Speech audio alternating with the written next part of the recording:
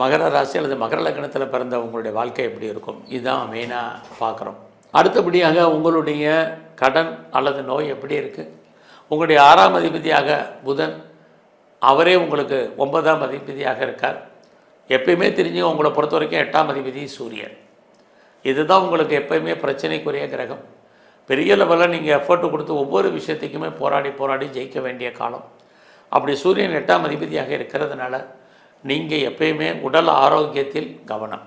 அதிலே புதன் உங்களுக்கு 6ஆம் அதிபதியாக வர்றதுனால குரு 12ஆம் அதிபதியாகவும் வர்றார். 6ஆம் இடம் நோய், 12ஆம் இடம் வைத்திய செலவுகள், விரயங்கள், நஷ்டங்கள். அப்போ உங்கள் வாழ்க்கையில் ஏதாவது ஒரு சந்தர்ப்பத்தில் டயபெட்டிக்கோ, ஒபிசிட்டியோ, தைராய்டோ இதெல்லாம் வர்றதுக்கான வாய்ப்பு, ப்ரெஷர், பேக் போனில் பிரச்சனை, அப்டமனில் ப்ராப்ளம், இதெல்லாமே ஏதோ ஒரு விதத்தில் நீரோ டெப்ரோ ப்ராப்ளங்கள் வர்றதுக்கான வாய்ப்புகள் நிறையா இருக்குது. ஆக அதுக்காக நீங்கள் மெடிசன் சாப்பிட வேண்டிய சுச்சுவேஷன் இருக்குது. அது இல்லாமல் உங்களுடைய 8ஆம் அதிபதியாக சூரியன் இருக்கிறனால நீங்கள் இதிலேருந்து விடுபடுறதுக்கு கடன் எப்பயுமே மெயின்டைன் பண்ணுங்கள். ஒரு கடன் அடைச்சிட்டிங்கன்னா இன்னொரு கடன் வாங்குங்க. ஏன்னா 8ஆம் இடம் என்பது கடனை அடைச்சிட்டு திரும்ப வாங்குறது. அது உங்களுடைய ஹெல்த்தை நல்ல விதமாக வச்சுருக்கிறதுக்கு பயன்படும். ஜோதிட சாஸ்திரமே ஹெல்த் அண்ட் வெல்த்து தான்.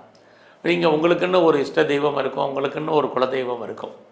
இங்கே நீங்கள் வழிபட வேண்டிய தெய்வம் அப்படின்னா உங்களை பொறுத்த வரைக்கும் பெண் தெய்வ வழிபாடு, எங்கெல்லாம் அம்பாள் இருக்காளோ அம்பாளுடைய வழிபாடு உங்கள் வாழ்க்கையில் மிகப்பெரிய மாற்றத்தை கொடுக்கும்.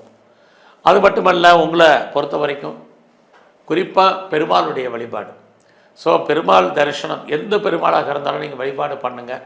உங்களுக்கு எந்த பிரச்சனை இருந்தாலும் அந்த பிரச்சனையிலேருந்து நீங்கள் விடுபடுவதற்கான வாய்ப்பு, உடல் ஆரோக்கியம் நன்கு அமைவதற்கான சூழ்நிலைகள், கடன் குறைவதற்கான வாய்ப்பு நிறையா உண்டு. நன்றி, வணக்கம்.